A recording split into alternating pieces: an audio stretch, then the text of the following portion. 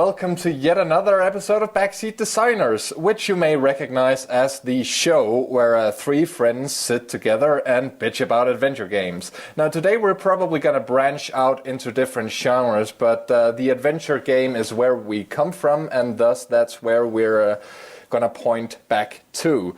My name is Fredrik Olsen if you're English speaking, or fucking asshole if you know me. And I'm joined by my good friends Troels Pleimert, the Space Quest historian. Guten Abend. And Dr. Gareth Millward, actual historian. All right. And we'll kick off the main topic in a bit, but first I want to get into something completely different. You guys know what happened, and let me tell the rest of you. Ordinarily, we don't do news on this show, but something happened this week that was just completely outrageous. Now, the Guinness Book of Records, which I'm sure you all know, decided to have a record for longest-serving video game adventure protagonist. And the winner of this record was Nicole Collard and George Stobart of Revolution Software's Broken Swords games. And congratulations, guys. Yeah, congratulations, but also just to point out a singular protagonist, and it was awarded to two people. Yeah, so if that's the first problem. The second problem is that Guinness absolutely done fucked up here. Because Broken Sword is from 1996. And if you look at a game like Mean Streets, which is the first game starring Tex Murphy from Access Software, that came out in 1989. And Tex is still around and still doing great in Tesla Effect, which is now, I guess, 2 years old, isn't it? Or barely 2 years old. Something like that. So basically, what's happening is that Tex is just nearly as old as I am, and yet they kind of chose to disregard him because they conveniently regard Tesla Effect as a reboot, which it absolutely isn't. It's a direct sequel to Overseer, the last game of the series. So, I think they call it a revitalization or a something like a not exactly a reboot, but a they called it a revitalization. We call it bullshit, which is what it is. So it's complete bullshit. I mean, this is an organisation that counts Doctor Who as the longest-running science fiction show on television, but that had two reboots, one in the mid-90s and one in the early 2000s. So it very much stinks as if, and of course I wouldn't ever want to allege corruption, but maybe this might be some kind of marketing category that's being created, perhaps. You know, all is good. All is good between me and Revolution. I mean, I don't know any of them personally, but they seem like great people. So, yeah, sure enough, you can have this one, guys. But I do think it seems a little suspicious that an institution which has these huge ties to Great Britain would award something like this to a British game title. Now, I've had the sorry. To be fair, Guinness is Irish. I did say ties to Great Britain, and the Irish have had more or less involuntary ties to Great Britain for a long while. Just to paraphrase Monty Python, the Irish have had a hell of a time. They have indeed. So, people, if you think this is unfair as we do, and believe me, we think it's unfair, get on the case over on Twitter. We're campaigning this with the hashtag #JusticeForTex, and we're not backing off. We're not going down. Nope. We're gonna be sore fucking losers in this matter. I've actually had the pleasure of corresponding with Mr. Charles Cecil himself, who by Ben Chandler's account is a crocodile. I haven't actually mentioned that to him. He seems like a very nice crocodile. He's a very nice crocodile. He behaves. He stays in his pen. Well, actually, no, but he's a very nice guy, and I'm almost sure that he didn't really have a hand in it marketing wise per se. It does, however, appear as though the dude who sort of facilitated this award, or whatever you want to call it, distinction, apparently grew up playing the Broken Sword games as a child, and to him, apparently, it's it was a shoo-in. It was obvious. It had to be that. And apparently he's in charge of the video game section of the Guinness Awards or Guinness Records. I wasn't even aware that they had one. So actually, this is about ethics in records holding. Boom! It actually is. I mean, I'm not even kidding. It is. The irony is certainly not lost on me. So Well, yeah, Bill Cosby wouldn't stand for it if Mike Tyson was given most rapey celebrity of the 80s and 90s. So I don't see why we should put up with this. no, and Bill Cosby would stand up for a lot of things. He would rise to the occasion. Anyway, hashtag justice for Tex. Get on it. We certainly are, and you're more than welcome on the bandwagon. Oh, yeah. So now for the main topic, with that done. Today we're going to talk about choices and consequences in not strictly adventure games, but adventure-y games. And I guess this is about those games where whenever you make a decision, it kind of has repercussions. And when we talk about this, Trolls, what do you think this does to an adventure game in the grand scheme of things? Well, when I came up with the idea for this topic, when I came up with the idea for this topic, I'm stroking my dick as I'm saying that, or flesh noodle. Sorry, hashtag flesh noodle. When I thought of this, I was thinking of the Telltale games, which have become quite popular, and they have become. It's both become a popular and sort of a laughingstock kind of thing, where every Telltale game flashes this title or this card in the top of the screen that says, "This character will remember that you said this." It happens in Tales of the Borderlands. It happens in The Walking Dead. I'm pretty sure it happens in Game of Thrones. And that was sort of my impetus for choosing this topic. Since when did we become so infatuated with the concept of choices? It's gotten to the point where I've seen tweets and Tumblr posts and such that goes, "Oh, I'm kind of sick of all this choices horse shit." But I actually find it to be a very, very interesting mechanic, and one that has been kind of, I wouldn't say neglected, but yeah, actually I would say neglected by adventure games, the adventure game format in particular, because we're quite used to, at this point, adventure games being a sort of linear story. You go from A to B to C, and then you reach the end game, and there might be slight variations along the way, but nothing like really game-changing, except for a couple of noteworthy examples, which we are going to be bringing up. Well, I agree.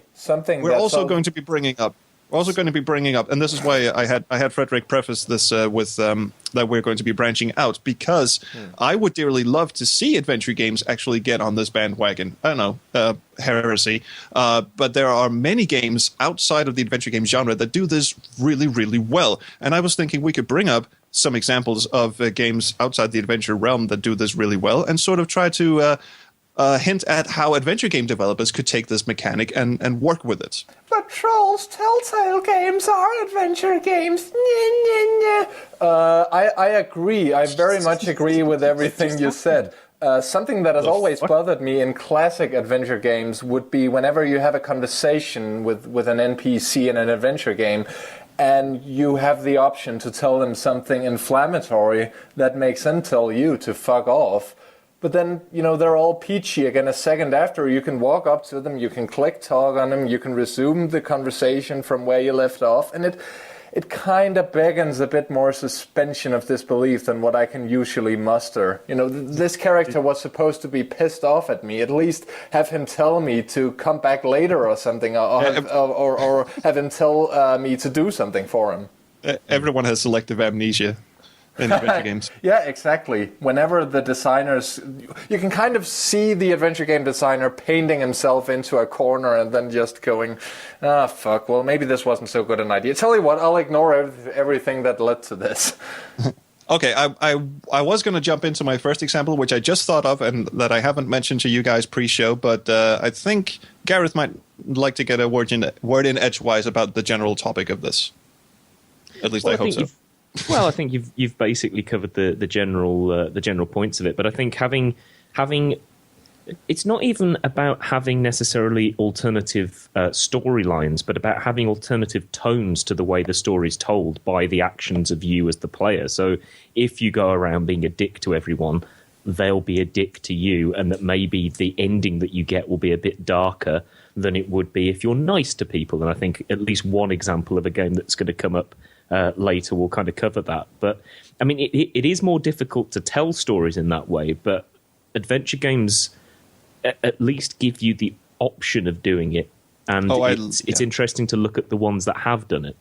I love where you're going with this. It harkens back to the talk that we had in the very first episode of the season, where we went, adventure games are the logical progression to traditional storytelling, which is you can actually do branching paths, different endings, adapt the story to the player's choices through it. I think that's something that adventure games should embrace, instead of just being an interactive version of a novel or a movie, God forbid, FMVR.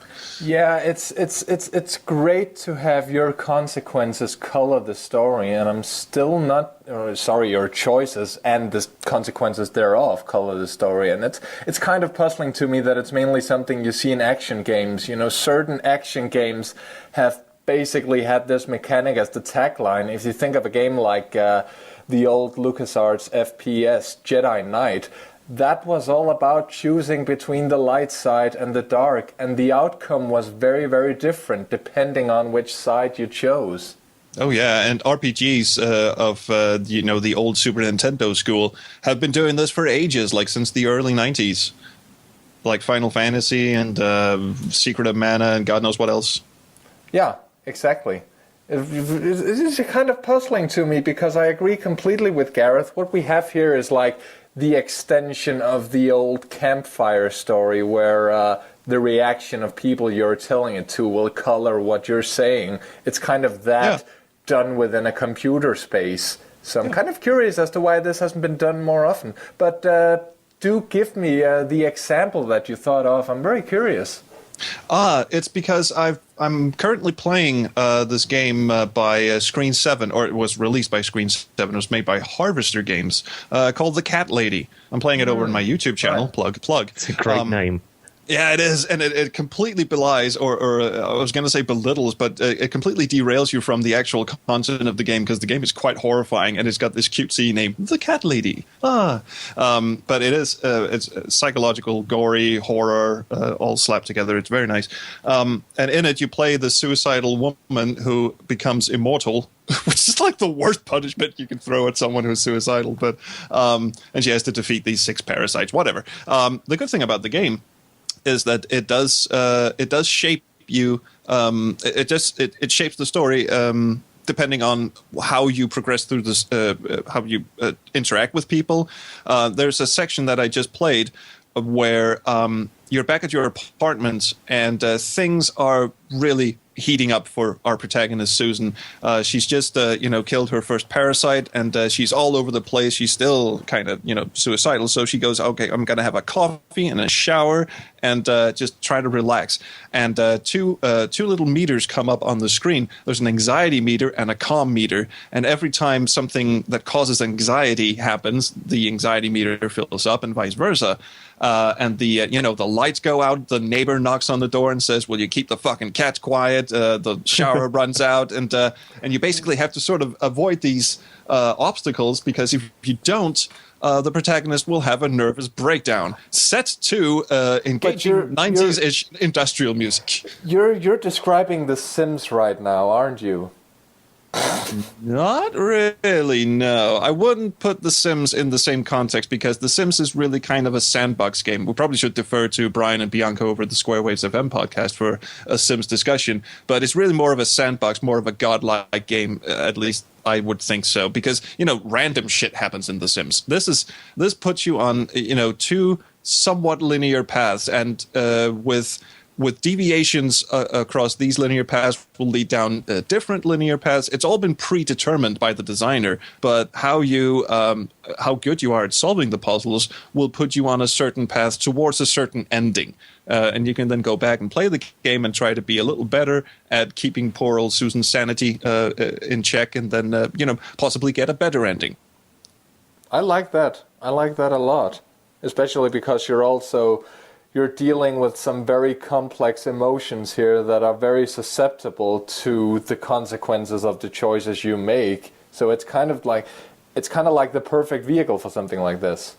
Yeah, and as opposed to the example that I know Gareth is going to come up with, the Cat Lady doesn't shape itself because other people influence your mood or the way you behave. It's a very internal struggle in the cat. Obviously, it does also provide you with dialogue choices that will affect how some people behave towards you, and that will cause certain things to happen. But most of the time, it's how you as the player influence the protagonist's what's it called? Like mind, really, like her sensibilities.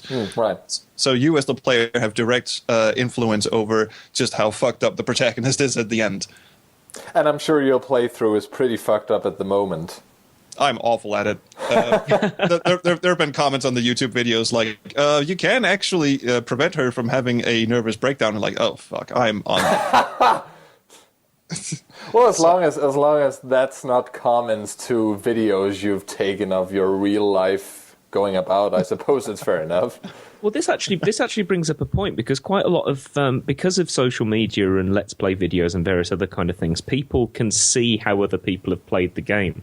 So having some kind of mechanic in it which changes the pacing or the mood of the storytelling seems to be quite an advantage in an era where you can't then just look at a bare walkthrough and just go through the story, find the story and end.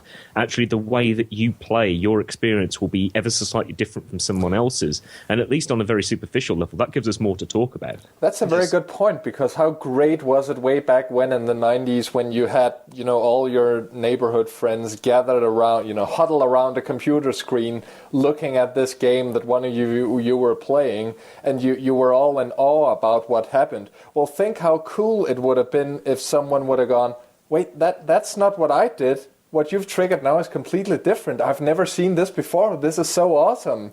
This reminds me. And we're back to that collective storytelling thing again. Sorry, trolls, do go on. Oh, yeah, I was just thinking of one of the only times that I've ever engaged in a bit of, tabletop role-playing back in my teen years. I'm not a very good one because I'm terrible. I'm terrible. I engaged in a bit of tabletop role-playing back in my teenage years, and it led me to think of this subject. Oh, there are candles, and there were, velvet tablecloths and everything. Ding, Gareth, for the love of God, ding. And a lot of sodomy. Oh yes, I actually it was Vampire the Masquerade, and we rolled our characters, and we had this dungeon master who had this elaborate campaign set up, and we were all getting a bit tipsy, a lot tipsy really, and we decided sort of. You stop that. We sort of collectively, unconsciously decided to completely go against the grain, just completely fuck his story up in any shape that we could. You do realize that everything you say can and will be dinged, right? Yeah, obviously. But anyway, it became increasingly frustrating for this poor dungeon master who had created this elaborate story for us to go through, and we just decided to run down the wrong side of the street, and we decided to break into someone's house, and he hadn't thought of any of that. So he had to really think on his feet and just go, you see an attack guard dog, it's big and it's got fangs and shit, and he really had to start making shit up at the spot to try and sort of lure us onto his main path again.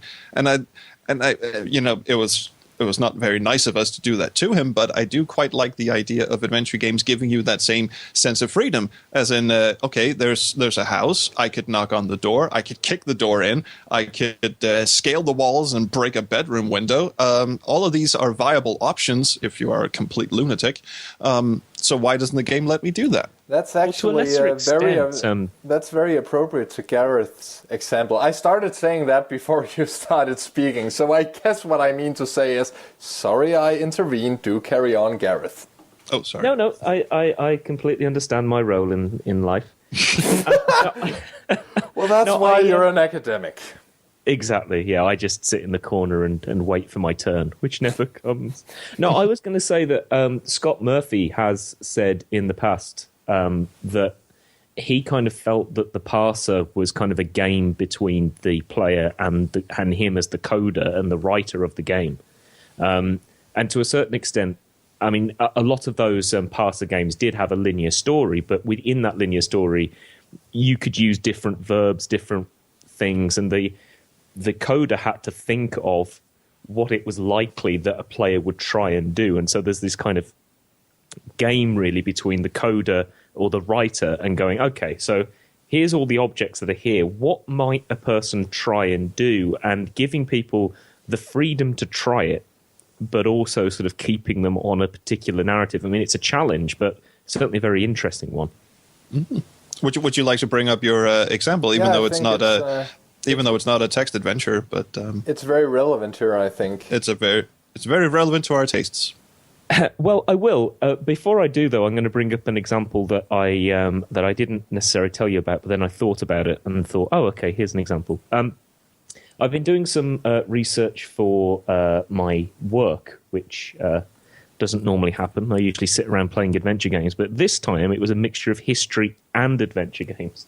And somebody had done a sort of like a tech demo where they'd been able to get some funding from a research council to put together a sort of a small adventure game. And it's not particularly expansive. It's not particularly long. I managed to play through it in about 20 minutes this afternoon. It's called Pox and the City, and you can download it if you Google Pox and the City. You'll find it. I'm sure we can put links in the blog post afterwards. Definitely. Yep.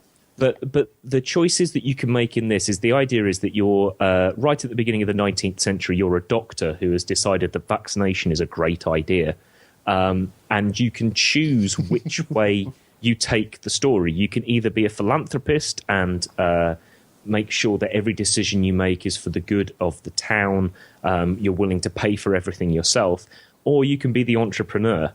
And you can make sure that you charge everybody for what you're doing and set up your surgery in the nicest part of town so all the rich people go and see you and all that kind of stuff. Now, the story itself plays out the same way regardless of what you do, but whether you choose the philanthropist or the entrepreneur path will change the way that people interact with you, and it will change the ending because you end up marrying a different girl depending on whether you go the sort of the honourable route or the. Let's see that one coming. Realism. Realism, yeah, but you can also, there are shades in between. So there are you get points for philanthropy and points for entrepreneurship, and then at the end you get kind of like a sort of a swing between the two. Which I thought was an interesting way, because what the author of the game was doing was trying to show to historians that this was a different way of presenting historical research and a different way of telling a story, and it was a way that the player could think about it, because there are doctors that went in it for the money, and there are doctors that went in it because they wanted to change the world. Well, that's extremely fascinating. It's one thing to tell a fictional story that was all made up for the purpose of this game, but adapting something that genuinely happened, I think, is something there's a lot of potential in. And we've covered this on the show before, and we'll cover it again this season, actually. But oh, we absolutely will. So to move on from Pox and the City, because we'll probably come back to it at some point. The example that I've chosen is Tesla Effect, not Tesla Effect, Pandora Directive. One of those. I've been thinking about Tex quite a lot because of how badly he's been treated by Guinness. He's also a beautiful, beautiful man. Oh yeah, I was just going to say, maybe that's how just handsome me. He is. Yeah. Well, that's it for this week.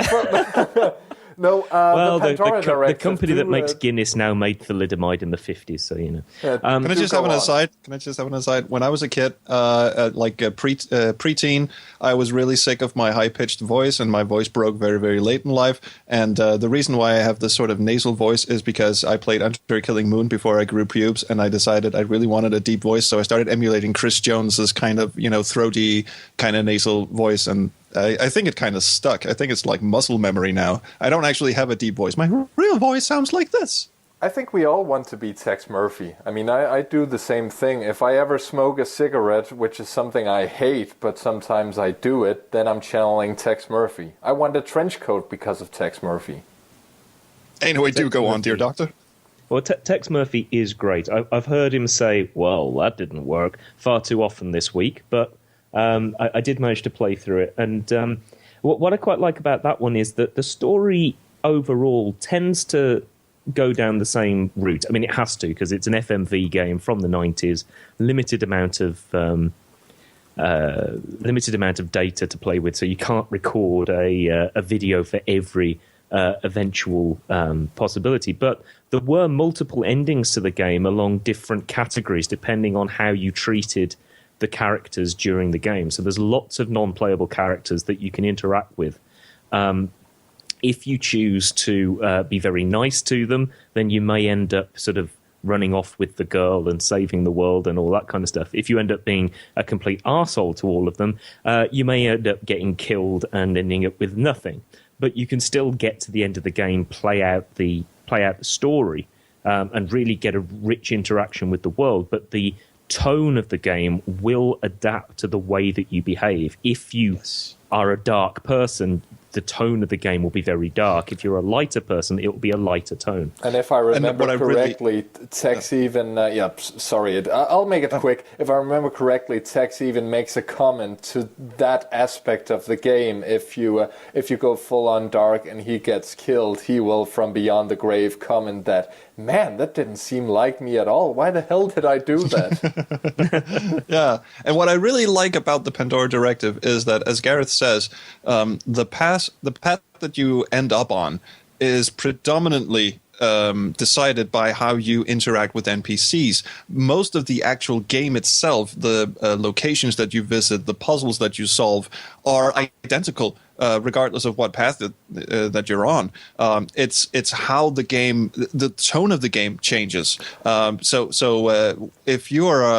if you're playing the good guy, you might save, for instance, Lucy Love, the burlesque dancer, or whatever the hell she is. And if you're playing the bad guy, you won't get there in time, and so she dies. But all that really does, gameplay-wise, is change a single puzzle, and then you're right back on track. But every time you sort of wake up and start a new day, the game is divided into days or chapters or whatever, Tex will invariably wake up with a hangover on the bad path because he's done something horrible in the preceding day, so he proceeds to get drunk as hell. Or he wakes up, motivated and ready to go on the good path. The gameplay doesn't change. The puzzles don't really change. There are a couple of optional things you can do to get to the really, really, really good ending, which is occasionally you'll find an envelope containing money for an orphanage. If you keep the money for yourself, that detracts a good guy point. If you mail it out, that puts one in your good guy bank account. Similarly, you find a wallet belonging to your asshole of a landlord. If you give it back, that's a good guy. If you keep it for yourself, that's not a good guy. I like that a lot, because thinking of the last time I played Pandora Directive, what I thought of is how difficult it is to get the best ending. It's notoriously difficult because the consequences of some of the choices that you make are kind of transparent, like the ones you mentioned there. But the great thing about text is whenever you say something to someone, the dialogue option never states the line outright, unlike, say, LucasArts adventure games. It kind of insinuates what text is going to say, but it never gives it away. So it's never really obvious which one is the quote-unquote right choice. And I think that makes the whole thing more realistic. It's impossible to predict the reactions of the characters. Speaking of bad choices, I looked up on IMDb some of the actors in it, because the voice acting and the video acting in it is actually really good. I mean, especially given that it was a mid-90s game.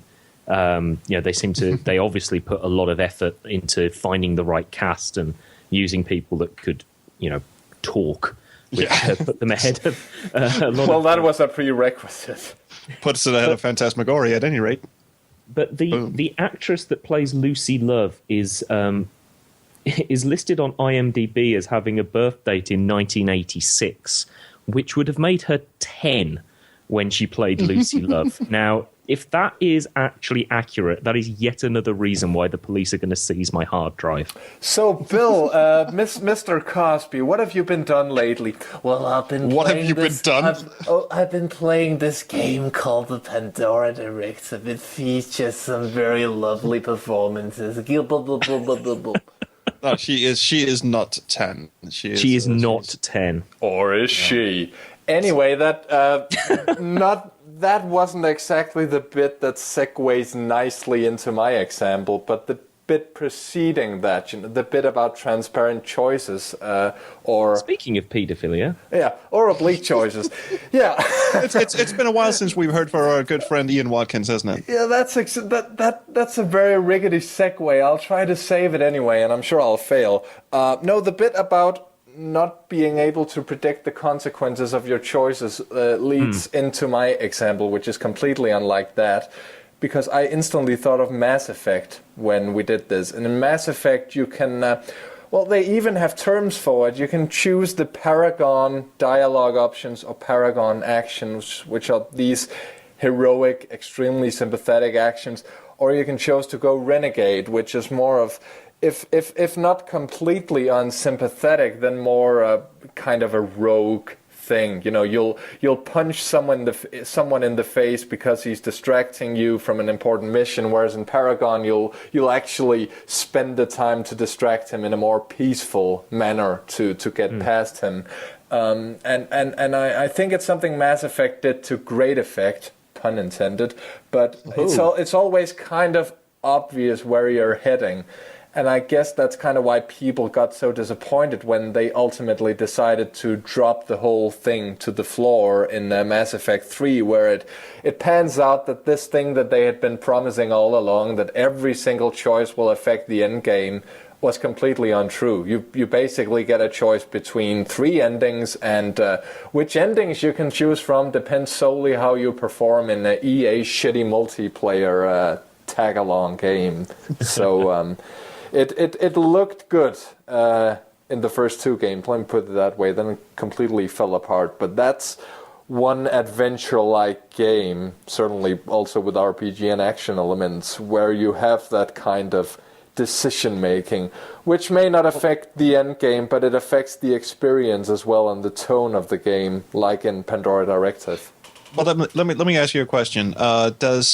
Does Mass Effect sort of telegraph that you have now made an important choice? Because Pandora Directive will not. There's a secret keyboard shortcut in Pandora Directive that'll tell you what path that you're on. But similarly to Fate of Atlantis, but it never really. I mean, you can only tell from the tone of the FMVs that you're watching which path that you're on. Does Mass Effect telegraph to you? It does telegraph it to you, because if this is probably also a side effect of it being basically an RPG with action and adventure elements, because you can look at your Renegade meter and your Paragon meter anytime you're awarded points, and the game makes this obvious to you. I guess it's a side effect of the RPG aspects of the game, and it's also a side effect of living in an age where people care for trophies and Steam achievements and the like. You want to be informed what your progress is, and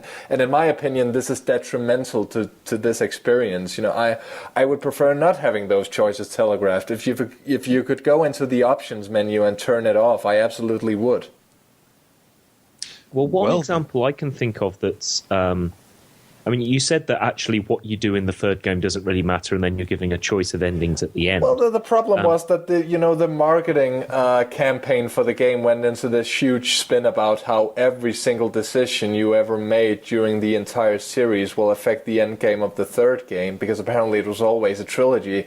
But it turns out that some of the choices that you made in the 2 first games will affect the characters being alive or dead in the third game, but the end game is kind of done separately. Everyone gets the same end games, and that's kind of a shame. Well, I can think of one game where your choices don't really have an effect on the way the game pans out, but you're given so much information if you really want to delve into it that you as a player get an idea of what you feel about the way the story has panned out, and then you can choose what path your protagonist takes out of the game. And that's the fan game Space Quest Incinerations, where you get a choice at the end. I'm not familiar with that one. You might be, yeah. As far as I'm aware, what you do during the game doesn't really affect the narrative, but right at the end, you're kind of given a choice between 3 or maybe even 4 different endings depending on the relationships and how you feel about them during the game. I mean, it's not actually sort of hard-coded into it, and there's a choice for you as the player. But it always stood out to me as a very good example of a sort of a storyteller giving you all the information that you need and then saying to you right at the end, okay, how do you feel this should go? I mean, there are reasons for that in that fan game, but it just when we're thinking about choices of how a narrative ends or pans out, it just came to mind. Something that was interesting about that, if I may be a pineapple in my own juice for a moment here, was that I'm not sure how many people know this, but I worked on it with Chris. Of course, I did some of the music, and what he told me was that the ending he considers canonical is the one where Roger Wilco chooses neither of Beatrice or Stella, and he walks, through the space station, and there's the aluminum mallet waiting for him, and he zooms off into deep space to new adventures. That was Chris's take on the canonical ending. It's Roger Wilco going back to being Roger Wilco, the loner that we got to know in the first game. I think in fairness, Chris Ushko is a misogynist and a gamergator. Yes, he hates women. Well, I thought it was kind of interesting, though, because most old-school Space Quest players would probably want to see Roger Wilco wind up with Beatrice because, well, the story's been gone from people's computer screens for so long at that point, and it was something that was started in Space Quest 5, and it was never really finished, and we know from Space Quest 4 that he has to wind up with this woman or else. And so that is probably the ending that most players would go for, me included. So it's kind of interesting to have this "the author is dead" type situation where Chris was going for something completely different, the choice that you wouldn't expect. Okay, let me pull that one back and talk about the mechanic itself, where in incinerations, that's a hard sentence. In incinerations, it's just incinerations. Yeah. You are given the choice right at the end. The entire game up until the point where you make that choice is identical, whichever way you play it. It's not like you win Beatrice points or you win Stella points. You're just basically given the choice. Would you rather? Which is very much like Trilobyte's The 11th Hour, which was the sequel to The Seventh Guest. It was so much a sequel to The Seventh Guest, they actually put it in the title. The official title for The 11th Hour is The 11th Hour, the sequel to The Seventh Guest. I shit you not. Why not The Eighth Guest? I don't know.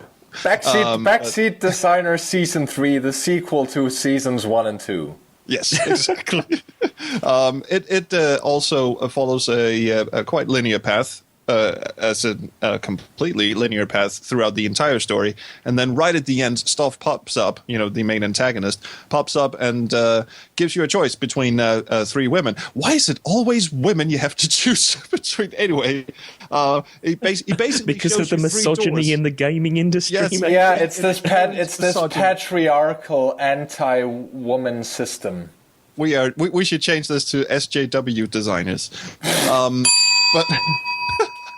But anyway, ethics, trolls, ethics. I know. Tumblr's breathing down our necks. He shows you three doors, and he expects you to pick one of them, and it just gives you a different ending depending on what door you pick. And then, of course, you can go back and try a different one. The entire game up until that point has no bearing or consequence as to what door you're supposed to pick.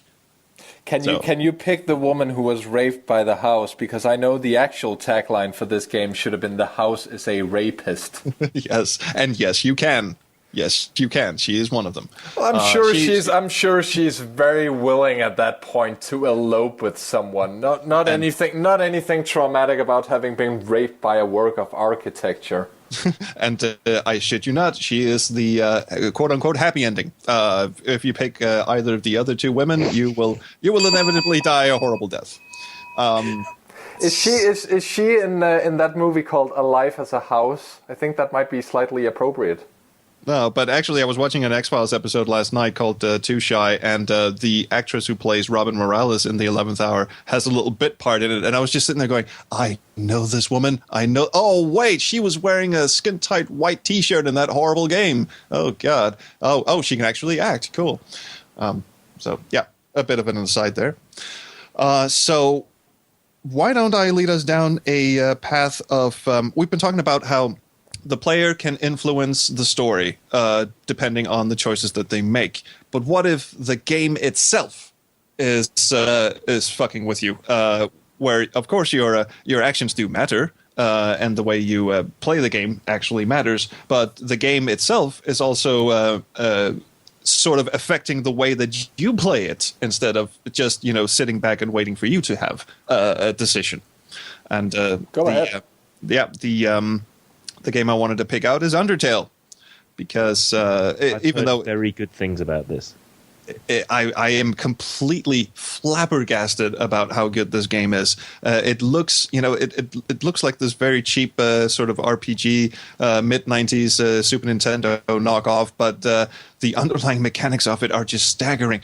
And what I wanted to get at is there are, of course, multiple ways to go through the game. There is what's called the pacifist ending, where you don't actually fight any monsters. You figure out how to spare them. You can mercy them. They will eventually give up fighting you and just walk away. Or you can go by the genocide route, which is to kill everything. And I mean everything. You actually have to walk around different areas and wait for these random encounter attacks and then kill everyone in that area. There's a set amount of enemies in an area. If you kill everyone, then the protagonist just goes on a genocidal rampage towards the end game. And there are a staggering amount of mid levels of play. Like, you can choose to kill some of these boss characters, these actually very, very well-rounded, endearing characters. You can choose to kill some of them, but not all of them. Some of them are related to each other, so if you kill one person, then during the end game, that person might not be quite fond of you. There's an awful lot of variables in this game. However, and all of this would be fantastic in an adventure game setting. I mean, just think of a cast of characters where some are related, some hate each other, some are very fond of each other. If you behave in a certain way towards one character, that will mean another character will change his or her opinion of you. I think that's a very, very interesting mechanic, one that has not really been explored, even in our prime example here, Pandora Directive. No, it sounds like you're making a case for adventure game designers to get on, that this is something that would actually be interesting to explore. And I agree completely with that. And as we've said elsewhere on the show, well, now everyone has the fucking technology. Basically, the only technology required to pull something like this off would be patience. It would be writing all the different options and coding them in, but that's the main thing you'd need, patience. Oh, yeah, and a huge-ass design document. Now, what I wanted to get at is that not only does the game do this, but the game also keeps track of your choices during the game when you start new games. When you go back and try a new game, the game will actually remember what you did in the previous playthrough and adapt itself according to that. So you can't. There are ways of completely fucking up your chances of getting a certain ending by playing the game a certain way the first time. Then you go back and try again. Then now you can't get that ending because the game remembered how you played it the first time. And that was really like a phenomenal wake up call to me. Like, a game could actually, in a very meta sense, recall that, because it is part of the story in Undertale, that your save and load states are actually a magical power in and of themselves. So every time you load something, you erase the memory of all the characters. But there are some characters who can see that this change has happened. They sort of remember that they used to be in a different place. Now, what has happened?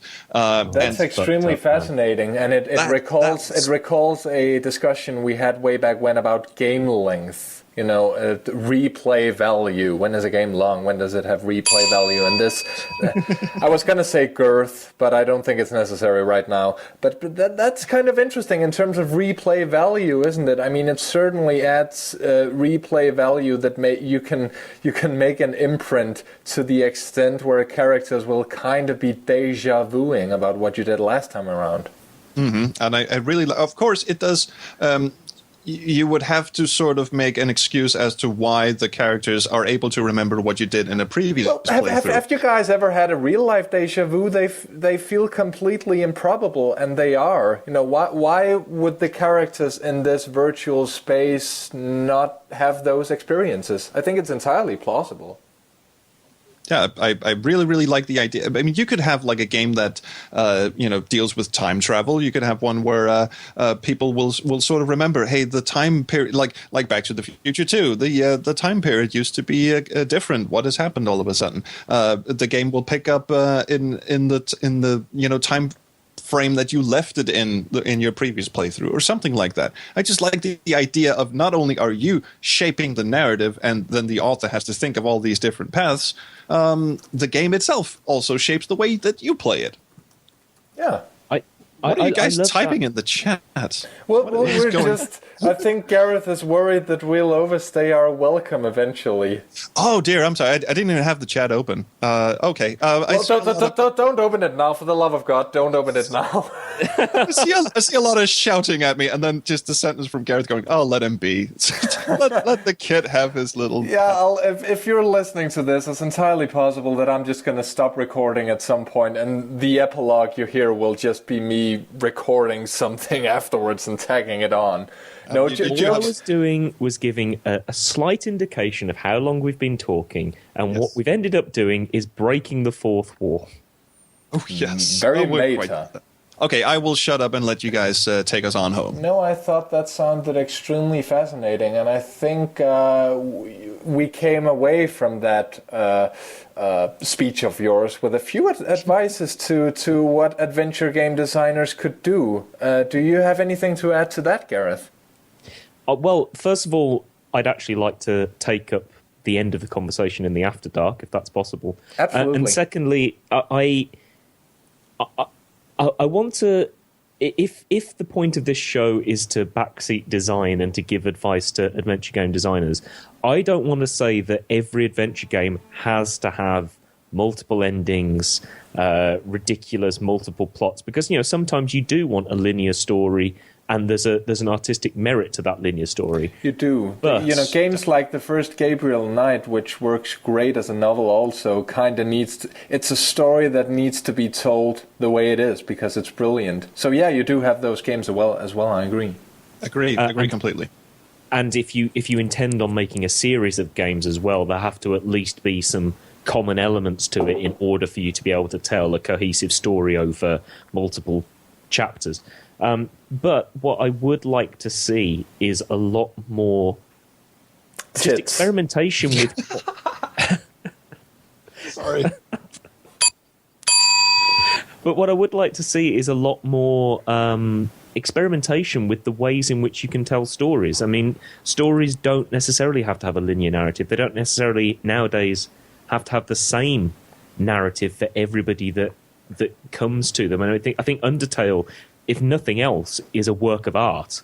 And I have to play this game because everything that I've heard about it is, maybe it's a bit too meta for some, maybe it's a bit too up its own arse for some, but the concept is amazing. And I'd like to see adventure games play with that because they have the opportunity to, and I'd like to see them try it. Obviously, some people are going to crash and burn if they try and do this, but hopefully enough people will give it a go, and we'll end up with some really classic games with a lot of depth and replayability value. Yeah, as we established last time, it's not easy being a trailblazer, but it sounds like the tools are certainly out there. Do you want to add anything, Trolls, before I shut this one off? Yeah, I was just going to say, like, from a grand perspective, of course, Gareth, you're right. It's the backseat designers. We're supposed to be giving advice to people who are much better at this than we will ever be. And I do agree that not every interactive story has to have different paths. It's perfectly viable to have a really, really good story and just sticking to that, and have the player, put up a couple of cock blocks along the way, and just have the player go down the route and reach the end game. And you can have like little bits and pieces of the game that deviates according to the player's choices. Fate of Atlantis springs to mind again, a game where you can go down 3 different paths, but they all converge at the end, and the ending is the same. It's perfectly viable. But but I do also agree that we need to stop treating adventure games, or computer games in general for that matter, but particularly adventure games, because they do seem to be kind of the main offenders in this. We have to stop treating it as just a different type of storytelling vehicle, much in the same vein as any linear, movie, book, play, whatever, and try and play with the format. Try and embrace the fact that we now have the technology to get the audience actively involved in shaping the story. So someone has to do that, and everyone else just keep on making awesome stories with puzzles in them and that are perfectly linear. But do try and put some of that interactivity we've all been hearing about. Yeah. Boom. Yeah. Go West, young man. I think that's it for us this week. That sums up the discussion quite nicely, I think. If you enjoyed listening to this, you should head on over to backseatdesigners.com and subscribe to the show and read our rants and maybe even join our IRC chat room. We also have a Patreon, which is called patreon.com/backseatdesigners. You'll also find a link on our webpage. And because we're such nice people, we want to thank one of our backers here, very special backer, who is pledging a lot of money because he really enjoys what we do for some reason. Michael Council, down under, He's actually sick of us thanking him. Sorry, Michael. Punishment. Sorry, Michael. Yeah, think of it as a very special punishment from us to you. He's been making a great deal out of listening to and watching what we do with his mates. And cheers, guys. We raise a metaphorical beer to you. And of course, you could go over on Twitter, where we're at BS Designers, and scream "Justice for Tex" at us. Yeah, which justice. is justice for Tex. Je suis Tex. Yeah. So thank you for listening, and we'll see you all next week. Ciao. Bye. Bye. No more for today.